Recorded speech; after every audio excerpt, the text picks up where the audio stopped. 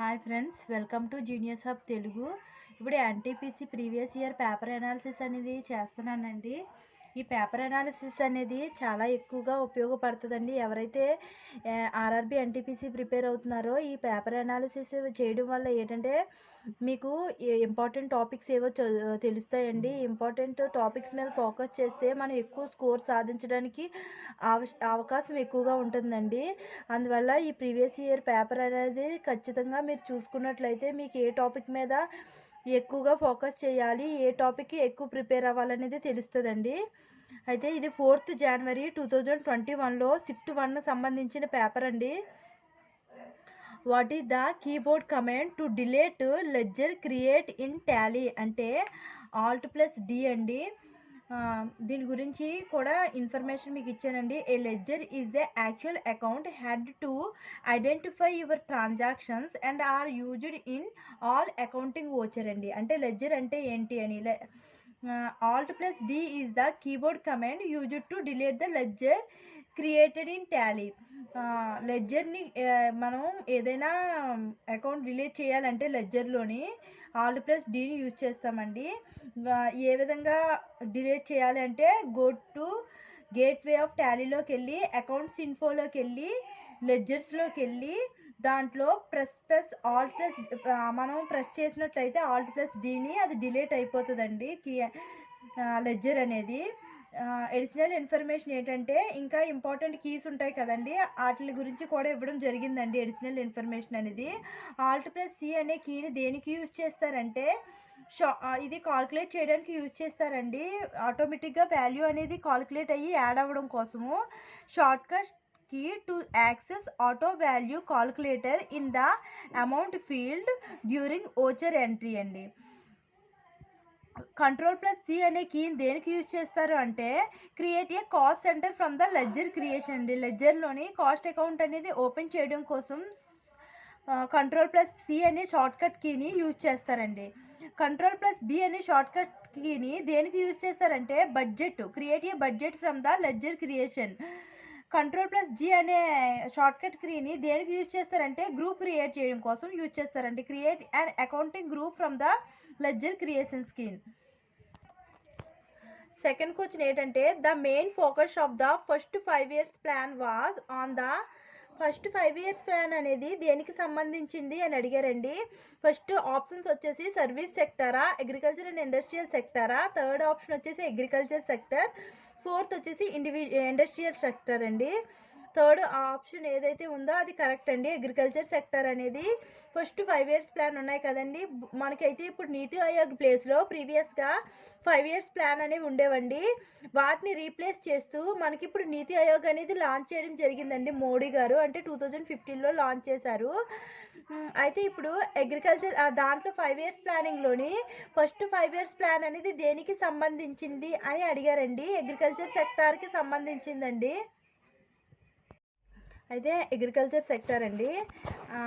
ఈ 5 years plan అనేవి చాలా ఇంపార్టెంట్ అండి. ఇవన్నిటిని చూసుకోండి. 5 years ప్లాన్లు ఎన్నైతే ఉన్నాయో అంటే 12 5 years ప్లాన్లు ఉంటాయి కదండి, 12లోని 8 5 years ప్లాన్ అయితే చాలా ఇంపార్టెంట్. వాటి గురించి బాగా చదువుకోండి, నెక్స్ట్ ఎగ్జామ్స్లో మనకి యూజ్ అవుతాయి. అయితే కీ పాయింట్స్ ఏంటంటే దాని గురించి the first 5 years plan in India was active between 1951 to 1956 అండి. ఈ 5 yearsలోని టార్గెట్ అండి ఫస్ట్ 5 years ప్లాన్ అనేది. The plan was based on the Harrod Domar model అండి. అంటే ఈ మోడల్ని ఇంట్రడ్యూస్ చేశారు కాబట్టి ఈయన పేరు మీదుగా ఈ ప్లాన్కి ఈయన పేరు పెట్టారండి, హరోత్ దామోర్ మోడల్ అని. This plan gave the priority to the agriculture sector of the country. ఇది ఎక్కువ మెయిన్ ప్రయారిటీ దేనికంటే అగ్రికల్చర్ మీద ఫస్ట్ 5 years ప్లాను అగ్రికల్చర్కి ప్రయారిటీ ఇవ్వడం జరిగిందండి. The first 5 years was presented before the parliament by Jawaharlal Nehru. First 5 years plan అనేది పార్లమెంటుకు ముందుగానే స్టార్ట్ అయిందండి. Gulzarilal Nanda was the first deputy chairman of the planning commission of India. ఈ ప్లానింగ్ కమిషన్ ఉంది కదండి 5 years ప్లాన్కి, ప్లానింగ్ కమిషన్కి డిప్యూటీ చైర్మన్గా ఎవరున్నారు అంటే ఆ ఫస్ట్లోని గుల్జర్లాల్ నందా గారు డిప్యూటీ సీఎంగా ప్లానింగ్ కమిషన్కి ఉన్నారండి. Economist KN Raj is known as the architecture of the architecture of the plan అంటే ఈయన ప్లానింగ్ అనేది ఎవరు ఇచ్చారు అంటే దానికి డిజైన్ చేసింది ప్లాన్ చేసింది ఎవరు అంటే ఎకనామిస్ట్ కేఎన్ రాజు గారండి. It is quasi successful for the government అంటే ఇది పాక్షికంగా అంటే కొంతవరకు ఇది బాగానే సక్సెస్ అయిందండి. The target growth rate of the first 5 years plan was 2.5% అండి. టార్గెట్ అనేది యాన్యువల్ డొమెస్టిక్ జీడిపి గ్రోత్లోని 2.1% అనేది గ్రోత్ రేట్ ఉందండి. అయితే ఇంకా మిగతా ఇంపార్టెంట్ 5 years ప్లాన్ కూడా కింద ఇచ్చానండి చూడండి. సెకండ్ 5 years ప్లాన్ అనేది ఇంపార్టెంట్ అండి. అది దేనికి ప్రయారిటీ ఇచ్చారు అంటే ఇండస్ట్రియల్ డెవలప్మెంట్కి. సెకండ్ 5 years ప్లాన్ అనేది ఇండస్ట్రియల్ డెవలప్మెంట్ గురించి ఇంట్రడ్యూస్ చేయడం జరిగిందండి. ఫిఫ్త్ 5 years ప్లానింగ్ అనేది priority given in agriculture industrial and mines అండి. ఎయిత్ 5 years ప్లాన్ అనేది దేనికి ప్రయారిటీ ఇచ్చారంటే హ్యూమన్ రిసోర్సెస్కి ప్రయారిటీ ఇచ్చారండి. థర్డ్ క్వశ్చన్ అండి, in which year did India first participate the Olympic games? India first time ఎప్పుడు ఒలింపిక్స్లో పార్టిసిపేట్ చేసింది అంటే 1900లో పార్టిసిపేట్ చేసిందండి. కీ పాయింట్స్ ఏంటంటే India first participated in Olympic games in 1900. Indian Olympic committee is governing body of Olympics అండి. ఒలింపిక్స్కి governing body ఏంటంటే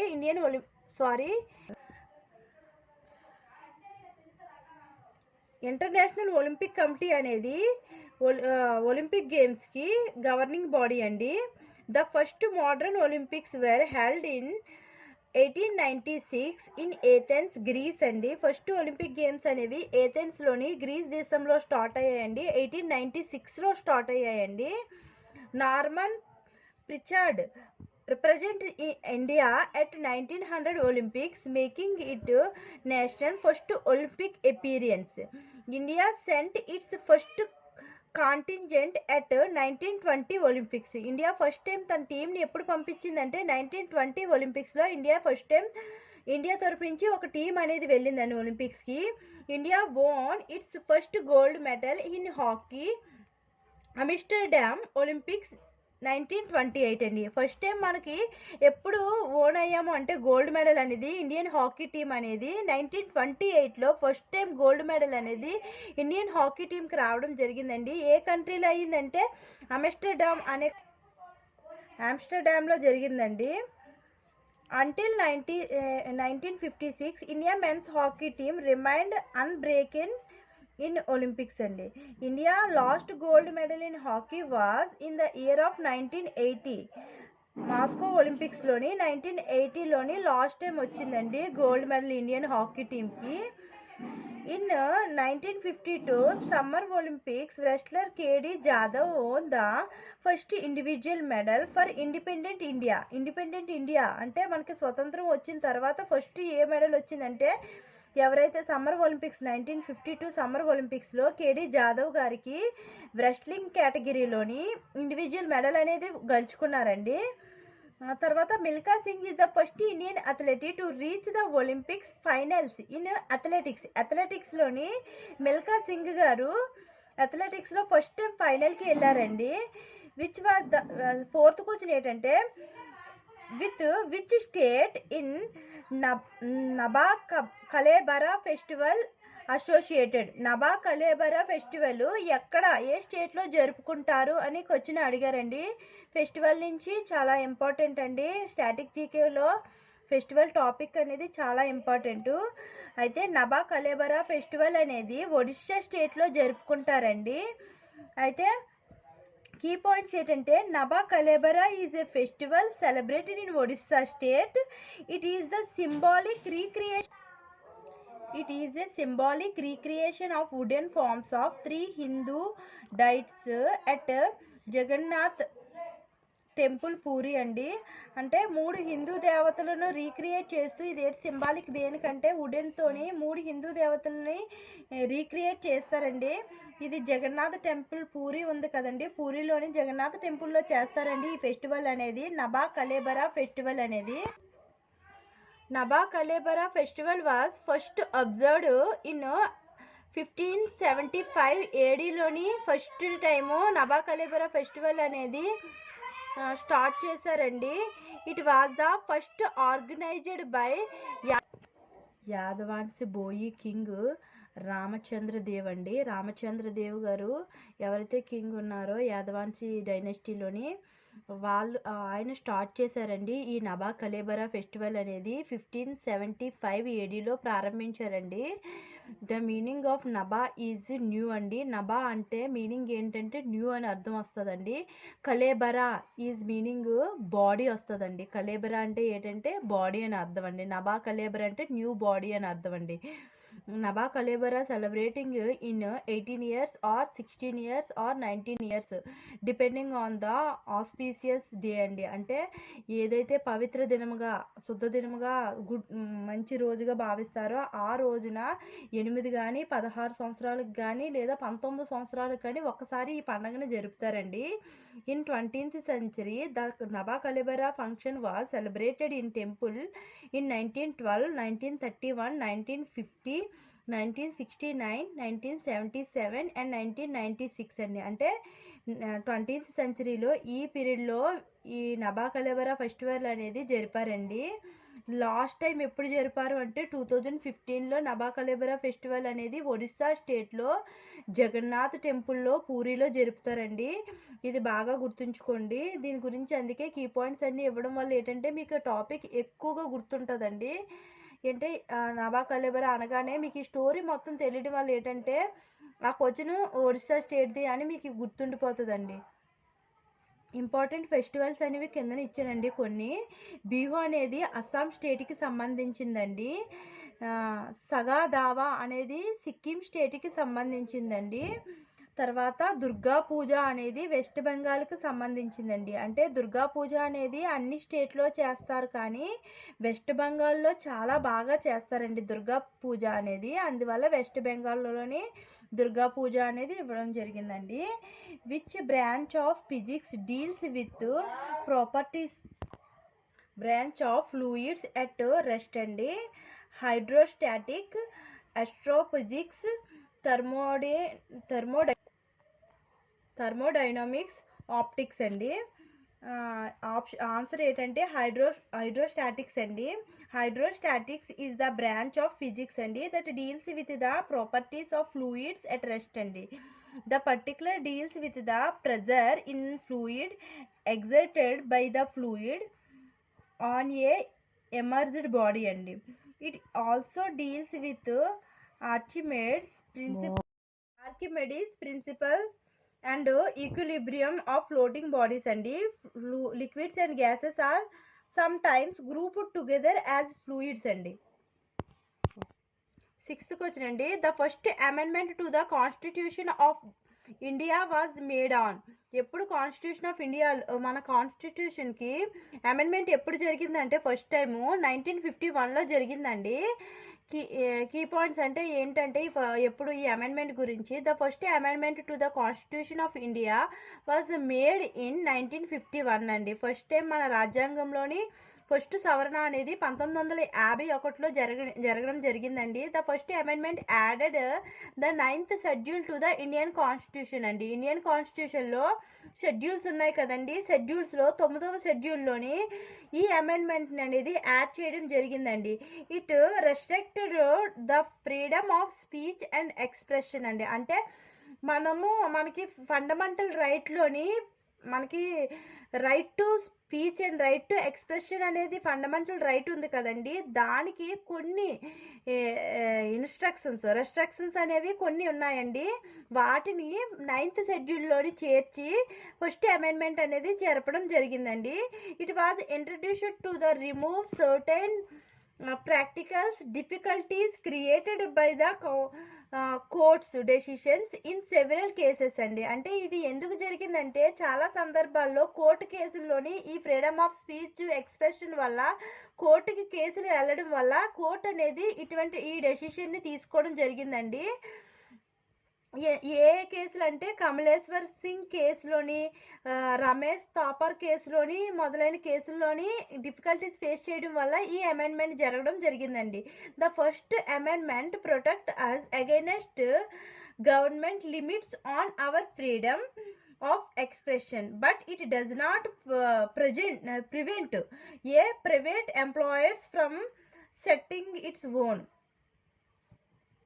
The pH range of next question ఏంటంటే the pH range of human body ఎంత అంటే 7.35 నుండి 7.45 వరకు ఉంటుందండి pH రేంజ్ అనేది హ్యూమన్ బాడీలో. కీ పాయింట్స్ ఏంటంటే the pH range of human body 7.35 to 7.45 వరకు ఉంటుందండి. pH means the potential of hydrogen అండి. pH scale is used to express the acidity, alkalinity of substance based on concentration of hydrogen ions in its solution అండి. pH scale was discovered by సోరెన్సెన్ అండి. సోరెన్సెన్ అనే వ్యక్తి discover చేశారండి. Next question ఏంటంటే when was Hindustan republic association formed అండి.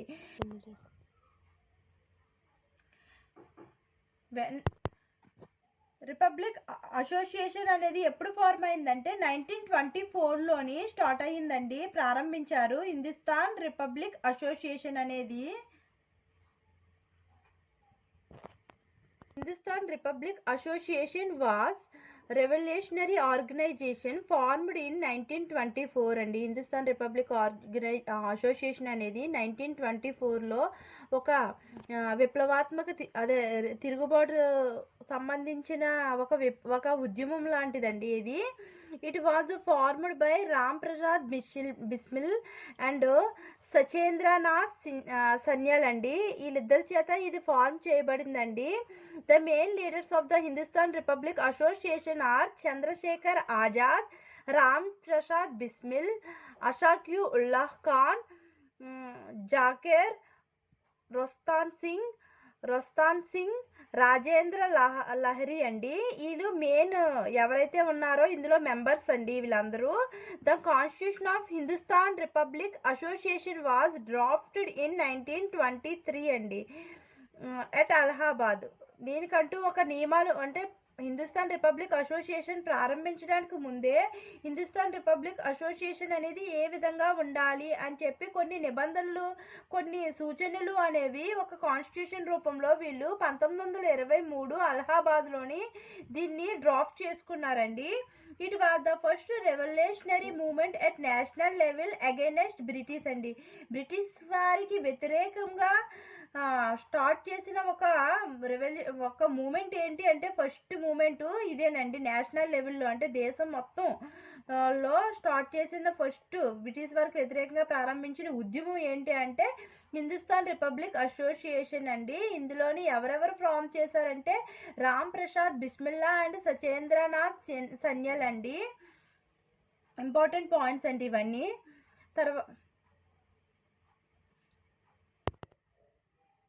8th question అండి. As per November 2020 how many countries have membership in World Trade Organization అండి.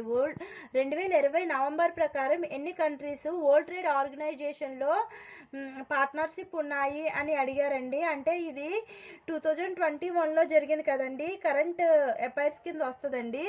2020 వరకు వరల్డ్ ట్రేడ్ ఆర్గనైజేషన్లో ఎన్ని కంట్రీల సభ్యత్వం ఉంది అని అడిగారండి అప్పుడు. అంటే ఇప్పుడు ఎలా చూసుకోవాలంటే వరల్డ్ ట్రేడ్ ఆర్గనైజేషన్ టాపిక్ అనేది ఇంపార్టెంట్, దానికి సంబంధించినవన్నీ చూసుకోవాలండి. అయితే ఎన్ని కంట్రీస్ ఉన్నాయంటే 2020 వరకు 164 కంట్రీస్ అండి మెంబర్షిప్ అనేవి ఉన్నాయండి. కీ పాయింట్స్ చూసుకుంటే World Trade Organization is an international organization dealing with the rules of the trade between nations అండి. It operates a global system of trade routes and as a forum of negotiating the trade agreements అండి. As of November 2020, WTO has 164 members representing 98% of world trade అండి. మొత్తం 98% world ట్రేడ్లోని ఈ WTO membership కంట్రీసే ఉన్నాయంటండి. Afghanistan is the last country to join in WTO, joining effective 29th July 2060లో last కంట్రీగా ఆఫ్ఘనిస్తాన్ అనేది వరల్డ్ ట్రేడ్ ఆర్గనైజేషన్లో జాయిన్ అవ్వడం జరిగిందండి. More than 20 countries seeking to join the WTO అండి. డబ్ల్యూటీఓలోని జాయిన్ అవ్వడానికి ఇంకా చాలా కంట్రీలు చూస్తున్నాయండి. WTO was formed on 1 January 1995 అండి. ఇదైతే చాలా ఇంపార్టెంట్ అండి. 1 జనవరి 1995లోని డబ్ల్యూటీఓ అనేది ఫామ్ అయిందండి. హెడ్ క్వార్టర్స్ ఎక్కడుంది అంటే జెనీవా స్విట్జర్లాండ్లో ఉందండి. డబ్ల్యూటీఓ హెడ్ క్వార్టర్స్ ఎక్కడుంది అంటే జెనీవా స్విట్జర్లాండ్ అండి. ప్రజెంట్ డైరెక్టర్ జనరల్ ఎవరున్నారు అంటే నగోజీ ఒకంజో అండి. ఈవిడ లేడీ అండి. ఈవిడికి 30 ఇయర్స్ ఎకనామిస్ట్గా 30 ఇయర్స్ పైగా అనుభవం ఉన్నదండి. ఈవిడ చాలా ఇంపార్టెంట్ అండి. డైరెక్టర్ జనరల్ ప్రజెంట్ ఎవరున్నారు అంటే నగోజీ ఒకంజో అండి. తర్వాత క్వశ్చన్ ఏంటి అంటే where was the first nuclear power plant setup in India. First nuclear power plant అనేది ఇండియాలోని ఎప్పుడు సెటప్ ఏంటి అనేది అడిగారండి. న్యూక్లియర్ పవర్ ప్లాంట్ అనేది ఫస్ట్ ఏంటి అంటే తారాపూర్ పవర్ ప్లాంట్ అండి. తారాపూర్ అనేది అయితే కీ పాయింట్స్ చూడండి. Tarapur power plant was the first commercial nuclear power station బుల్ట్ in India అండి. మన ఇండియాలో ప్రారంభించిన అణు రియాక్టర్ అంటారు, అణుశక్తి అంటారు కదండి, అవన్నీ అణు రియాక్టర్లు. తర్వాత ఇది లొకేటెడ్ అనేది ఎక్కడ, ఇది తారాపూర్ పవర్ స్టేషన్ అనేది commercial nuclear power station బుల్ట్ in India అండి. ఫస్ట్ది లొకేటెడ్ ఇన్ మహారాష్ట్ర అండి. మహారాష్ట్రలో లొకేట్ అయిందండి. It was constructed with the help of US అండి. మనం యునైటెడ్ స్టేట్స్ ఆఫ్ అమెరికా సహాయంతో దీన్ని మనం కట్టుకున్నామండి. తారాపూర్ అటామిక్ రీసెర్చ్ సెంటర్ అనేది. The contract between government of India and US ఎప్పుడు జరిగిందంటే 8 మే 1964లో జరిగిందండి. ఇంపార్టెంట్ పాయింట్స్ అంటే ఏంటంటే ఇంకా ఇవి ఉన్నాయి కదండి, కాలపాకం, కాకాపూరు, కైగా, ఇవన్నీ పవర్ స్టేషన్స్ అండి. ఇవన్నీ ఎప్పుడు జరిగాయి అంటే ఇవన్నీ వీటి గురించి కొన్ని మీకు ఈజీగా గుర్తుంచుకోవడానికి చిన్న కోడ్తో మీకు ఇవి చాలా ఇంపార్టెంట్ అండి. సైన్స్ అండ్ టెక్నాలజీలోకి వస్తాయండి టాపిక్ వచ్చేసరికి. ఇవి చాలా ఇంపార్టెంట్ అండి. ప్రీవియస్ ఇయర్ మీరు పేపర్లో అనాలిసిస్ పేపర్స్ చూసినట్లయితే ఖచ్చితంగా ఈ క్వశ్చన్ పవర్ స్టేషన్స్ గురించి ఒక్క క్వశ్చన్ అయినా ఇస్తాడండి పేపర్లోనే. సో అందువల్ల నేను మీకు కిందన ఏ విధంగా ఈజీగా గుర్తుంచుకోవచ్చో షార్ట్ కీని ఇవ్వడం జరిగిందండి. వాటిని కుడంకులం న్యూక్లియర్ పవర్ ప్లాంట్కి ఎక్కడుంది అంటే ఇది కుడంకులం న్యూక్లియర్ పవర్ ప్లాంట్ అనేది కాలపాకం మద్రాస్ అటామిక్ పవర్ స్టేషన్ అండి. ఇది తమిళనాడులో ఉందండి. దీన్ని ఏ విధంగా గుర్తుంచుకోవాలి అంటే కుడంకులం అంటే కుండలో తమలపాకం అంటే ఏంటంటే కుడంకులం కుండలో అన్నది కదండి. కుడం అందులో కుండలో అంటే కుడంకులం. తమలపాకం కాలపాకంలోని పాకం ఉంది కదండి. కాలపాకం అంటే తమలపాకంలో పాకం. ఇది ఏ స్టేట్కి సంబంధించింది అంటే తమిళనాడు, తమిళపాకం. ఈ విధంగా గుర్తుంచుకుంటే మీకు ఈజీగా కుండలో తమలపాకం అంటే కుడంకులం ఇచ్చినా కాలపాకం అని ఇచ్చినా సరే అది తమిళనాడు స్టేట్లో ఉంటుందని ఈజీగా గుర్తుంటుందండి. తర్వాత వచ్చేసరికి కాకాపూర్ న్యూక్లియర్ పవర్ ప్లాంట్ అండి. ఇది గుజరాత్లో ఉందండి. కాకాపూర్ అంటే కాకి, దీనికి ట్రిక్ అంటే ఏంటి అంటే కాకి ఎలుకను పట్టుకుంది. కాకాపూర్లో కాకి అని ఉంది కదండి. కాకి ఎలుకను అంటే గుజరాత్ అంటే ర్యాట్ కదండి. RAT గుజరాత్లో RAT ఉంది కదండి. దాన్ని ర్యాట్గా ఎలుకగా అనుకోండి. కాకి ఎవరిని పట్టుకుంది, ఎలుకను పట్టుకుంది అనేది ట్రిక్ అండి. నిజంగా కాకి ఎలుకను పట్టుకుంటుంది ఏటక్క అని అడగకండి. ఇది ట్రిక్ కోసం మాత్రమే, మనం గుర్తుంచుకోవడానికి ఎక్కువ చదవాలన్నా సరే గుర్తుండవు కదండి. ఈ విధంగా ట్రిక్స్గా గుర్తుంచుకున్నామంటే మనం ఎక్కువ కాలం గుర్తుంచుకోవచ్చు అండ్ ఈజీగా ఆన్సర్ అనేది మనకు వస్తుందండి. అక్కడ స్ట్రైక్ అవుతుంది. కాకి ఎలుకను పట్టుకుంది, కాకాపూర్ గుజరాత్ ర్యాట్. నెక్స్ట్ వచ్చి తారాపూర్ అటామిక్ పవర్ స్టేషన్ అండి. ఇది 1969లోని ఫస్ట్ టైం అంటే ఫస్ట్ మనకి ఏంటి వచ్చంటే తారాపూర్ అటామిక్ పవర్ స్టేషన్ అనేది కన్స్ట్రక్ట్ చేశారండి. దేని సహాయంతో, యుఎస్ సహాయంతో. ముందు మీకు చెప్పాను కదండి. అది ఎప్పుడు కంప్లీట్ అయిందంటే 1969లో అండి. ఇది ఎక్కడ ఉన్నది అంటే మహారాష్ట్రలో ఉన్నదండి. దీనికి మీరు ఏ విధంగా గుర్తుంచుకోవాలి అంటే తారాపూర్ అంటే తారలు అని ఉంది కదండి. తారలు ఎక్కువగా ఎక్కడ ఉంటారండి, మహారాష్ట్రలో ఉంటారు. జనరల్గా మహారాష్ట్రలో ఎక్కువ సెలబ్రిటీస్ ఎక్కువ మంది ఎక్కడుంటారంటే మహారాష్ట్రలో ఉంటారు కదండి. దాన్నే మనం కోడ్గా తీసుకున్నామండి. తారలు ఎక్కువగా మహారాష్ట్రలో ఉంటారు. తారా అంటే తారాపూర్ అటామిక్ పవర్ స్టేషన్ అండి. మహారాష్ట్రలో అంటే మహారాష్ట్రలో ఉంటారు అనండి. కైగా కైగా అనేది కైగా తారాపూర్ అటామిక్ పవర్ స్టేషన్ అండి. కైగా అంటే ఏంటి, ఎక్కడ ఉంది అంటే కర్ణాటక స్టేట్లో ఉందండి. కైగా అంటే కేకేతో స్టార్ట్ అయ్యాయి కదండి. కైగా కర్ణాటక అలా గుర్తుంచుకోండి. నరోరా అనేది ఎక్కడుంది అంటే, నరోరా పవర్ ప్లాంట్ అనేది ఎక్కడ ఉంది అంటే ఉత్తరప్రదేశ్లో ఉందండి. దీనికి ట్రిక్ ఏంటంటే ఉత్తరాన నరుడు అంటే ఉత్తరాన నరుడు అని అంటారు కదండి జనరల్గా. అది గుర్తుగా, అది కోడ్గా ఉంచుకోండి. ఉత్తరాన అంటే ఏంటంటే ఉత్తరప్రదేశ్లో ఉన్నది. ఏంటి అంటే నరోరా, నరుడుకి నరోరా పవర్ స్టేషన్ అండి. ఇది చాలా ఇంపార్టెంట్ అండి. ఈ ట్రిక్ మీకు నచ్చినట్లయితే ప్లీజ్ లైక్ చేయండి. 10th క్వశ్చన్ ఏంటంటే who wrote the famous Hindu novel Tamas అండి. థామస్ అనే నవలని ఎవరు రాశారు? హిందీ నవల్ అండి ఇది. ఎవరు రాశారు అంటే బిషామ్ సాహ్ని అండి. బిషామ్ సాహ్ని గారు రాశారండి. Bhisham Sahni was the Indian writer in Hindi language అండి. హిందీ లాంగ్వేజ్లోని ఈయన రాశారండి బిషామ్ సాహ్ని గారు. థామస్ అనే నవల్ ఎవరు రాశారంటే బిషామ్ సాహ్ని గారు రాశారండి. He is the best known for the famous Hindi novel Thomas అండి. Thomas is a novel based on the riots of the 1947 partition of India which is witnessed at రావలపిండి అండి. అంటే ఇది ఏంటి అంటే 1947 ఇండియా అండ్ పాకిస్తాన్ విడిపోతున్నప్పుడు అక్కడ జరుగుతున్న ఘర్షణలు ఏ విధంగా ఉన్నాయి అనుటకు నిదర్శనము ఈ నవల. అంటే ఈ నవల్లో దానికి సంబంధించిన విషయాలన్నీ థామస్ అనే నవల్లోని బిషామ్ సాహ్ని గారు రాశారండి. రావలపిండి విలేజ్ అనేది ప్రజెంట్ సింధు స్టేట్లో అంటే ప్రజెంట్ పాకిస్తాన్లోని రావలపిండి విలేజ్ ఉందండి. అక్కడ జరుగుతున్న అల్లర్లు, ఆ టైంలోనే అక్కడ ఏ విధంగా అల్లర్లు జరిగాయి అనే దాని గురించి ఈ నవల్లో రాశారండి. ఇది చాలా ఫేమస్ నవల్ అండి. 11th క్వశ్చన్ ఏంటి అంటే when did Simon commission arrive in India? ఇండియాకి ఈ క్వశ్చన్ చూడండి. సైమన్ కమిషన్ అనేది ఎప్పుడు వచ్చింది అని అడగలేదు, ఎప్పుడు స్టార్ట్ అయిందని అడగలేదండి. ఇక్కడ యాక్చువల్లీ సైమన్ కమిషన్ ఎప్పుడు ఏర్పాటు చేశారంటే 1927లోనే ఏర్పాటు చేశారండి. కానీ ఇండియాకి ఎప్పుడు అరైవ్ అయ్యింది అంటే ఫిబ్రవరి 1928లోని ఇండియాకి రావడం జరిగిందండి సైమన్ కమిషన్ అనేది. అయితే సైమన్ కమిషన్ ఎప్పుడు రావడం జరిగింది ఇండియాకి అని క్వశ్చన్ అడిగారండి. అంటే సైమన్ కమిషన్ ఎప్పుడు ఇచ్చింది? 1928లో ఇండియాకి రావడం జరిగిందండి. కీ పాయింట్స్ ఏంటో చూసుకుందాం. British government appointed Simon Commission to review the Government of Indian Act 1919 in the year of 1927 అండి. Simon Commission is arrived in India in 1928 అండి. It was the form to study the constitution reforms and make a recommendation of Government of India. Simon Commission was all white commission without any Indian members అండి. The consisted 7 Englishmen. It consisted 7 Englishmen and Sir John Simon chairman. Formed 26th November 1927 అండి. Arrived in India 3rd February 1928 అండి.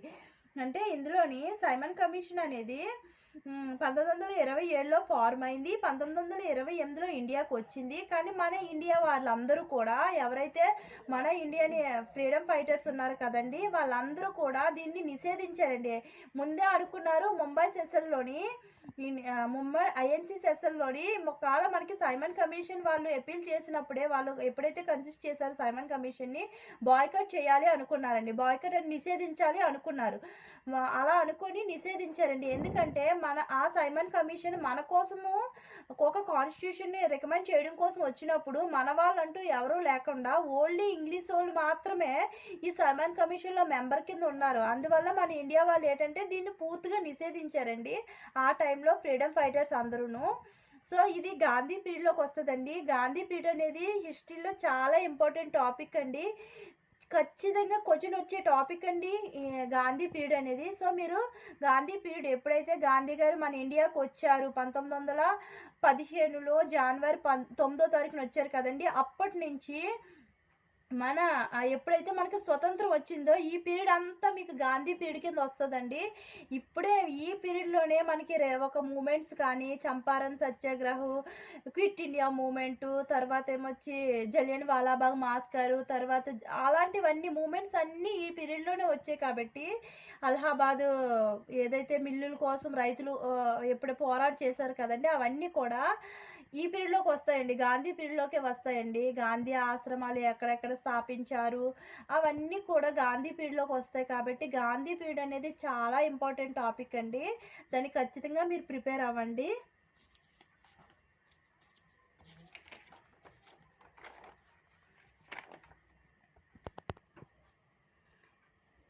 Which industry uses lime stone as raw material అండి. రా మెటీరియల్గా lime స్టోన్ని ఏ industry use చేస్తుంది అని చెప్పి question అడిగారండి. ప్లాస్టికా, automobiles కంపెనీయా, యుటెన్సిల్సా, cement కంపెనీయా అని చెప్పి ఆప్షన్స్లో ఇచ్చారండి. మనకి ఈజీగా తెలుస్తుంది సిమెంట్ కంపెనీలో లైమ్ స్టోన్ అనేది యూజ్ చేస్తారు అని చెప్పి. కీ పాయింట్స్ ఏంటంటే limestone is the form of the calcium carbonate which is used extensively for manufacturing of cement అండి. సిమెంట్ కంపెనీల్లోని ఎక్కువగా లైమ్ స్టోన్ అనేది యూజ్ చేస్తారండి. ఎందుకంటే ఇది కాల్షియం కార్బోనేట్తో ఫామ్ అయి ఉంటుంది కాబట్టి ఎక్కువగా లైమ్ స్టోన్ని యూజ్ చేస్తారు సిమెంట్లోనండి. తర్వాత 13 క్వశ్చన్ ఏంటంటే programming language Java was developed by. ఇది అందరికీ మ్యాక్సిమం తెలిసిన క్వశ్చనేనండి. ప్రోగ్రామింగ్ లాంగ్వేజ్ జావా అనేది ఎవరు డెవలప్ చేశారు అంటే జేమ్స్ గోస్లింగ్ అండి. కీ పాయింట్స్ ఏంటంటే Java is the high level objective oriented programming language. Java was developed by James Gosling. James Gosling is known as the father of Java. Java was formally known as ఓక్ అండి. Since ఓక్ was the already registered company the name later changed to Java అండి. అంటే Java అనేది ముందు ఓక్గా ఉండేదండి, తర్వాత rename అయింది జావా కింద. నెక్స్ట్ క్వశ్చన్ ఏంటంటే హూ బుల్డ్ ద సాంచీ స్తూపా అండి. సాంచీ స్తూపాని ఎవరు నిర్మించారు అని అడిగారండి. అశోక చక్రవర్తి గారు ఉన్నారు కదండి, ఈయనైతే సాంచీ స్తూపాన్ని నిర్మించారండి. మీకు ఇంపార్టెంట్ టాపిక్స్లో కూడా ఇచ్చాను కదండి అశోక చక్రవర్తి గురించి, చాలా ఇంపార్టెంట్ అని. తర్వాత కీ పాయింట్స్ చూడండి. Sanchi స్తూపా is the Buddhist complex built by Ashoka. It is situated in Madhya Pradesh. It is considered the oldest stone structure in India. It is also UNESCO World Heritage Site.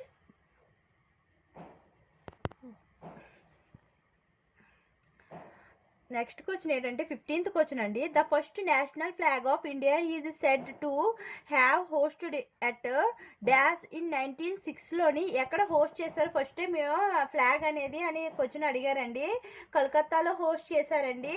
The first national flag in India is said to have been hosted on 7th August 1906 అండి. 7th August 1906లోని కోల్కతాలోని ఫ్లాగ్ను host చేయడం జరిగిందండి first. Next question ఏంటంటే the pistil in the flower is. ఫ్లవర్లో pistil అనేది ఏంటి అని అడిగారండి. అది ఏంటంటే ఆప్షన్లో ఏ మేల్ రిప్రొడక్షన్ పార్ట్ అని,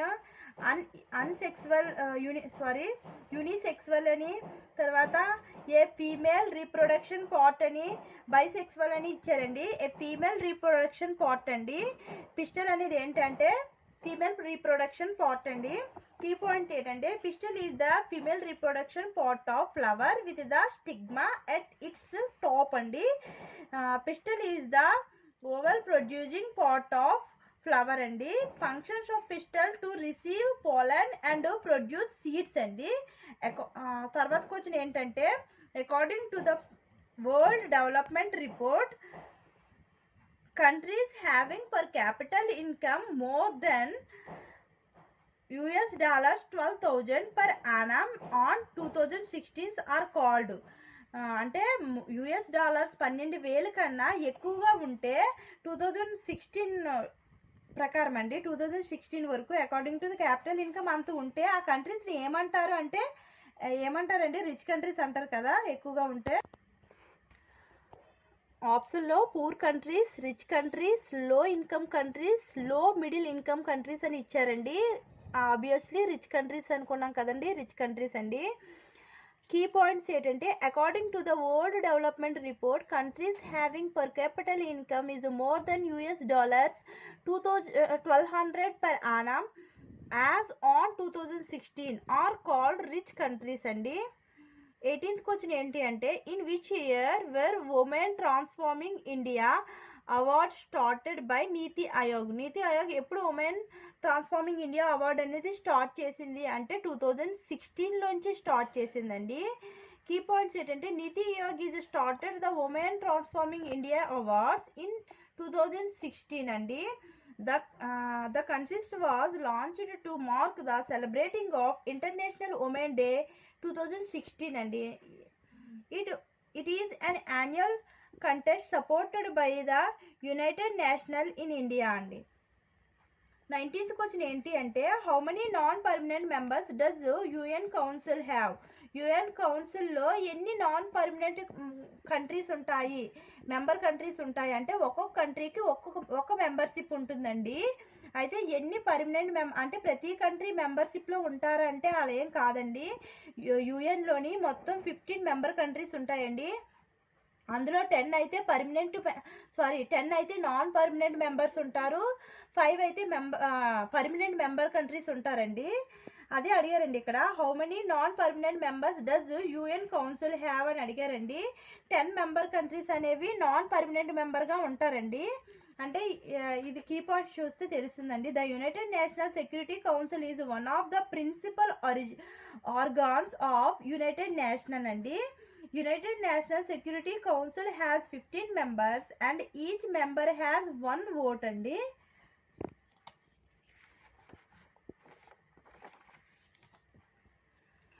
Among these 15 members, 5 are permanent members and 10 are non-permanent members అండి. అయితే మొత్తం 15 మెంబర్ కంట్రీస్లో ఒక 5 కంట్రీస్ మాత్రం అంటే పర్మనెంట్గా మెంబర్షిప్ ఉంటుందండి, వాళ్ళకి చేంజ్ అవ్వదు. ఎవరైతే ఇంకా రిమైనింగ్ 10 మెంబర్ కంట్రీస్ ఉన్నారో వాళ్ళు ఎవ్రీ 2 ఇయర్స్కి ఒకసారి చేంజ్ అవుతూ ఉంటుందండి వారి మెంబర్షిప్ అనేది. అంటే ప్రతి ఒక్క కంట్రీకి అవకాశాన్ని అనేది ఇస్తూ ఉంటారండి ఎవరైతే మెంబర్ కంట్రీ యుఎన్ఓలో ఉన్నారో వాళ్ళకి. తర్వాత 20 క్వశ్చన్ ఏంటంటే the ability of metals to be drawn into thin wires is called. ఏమని పిలుస్తారు అంటే మ్యాలబిలిటీ, డక్టిలిటీ, రియాక్టివిటీ, స్కేలబిలిటీ అని అడిగారండి. ఆన్సర్ ఏంటంటే డక్టిలిటీ అండి.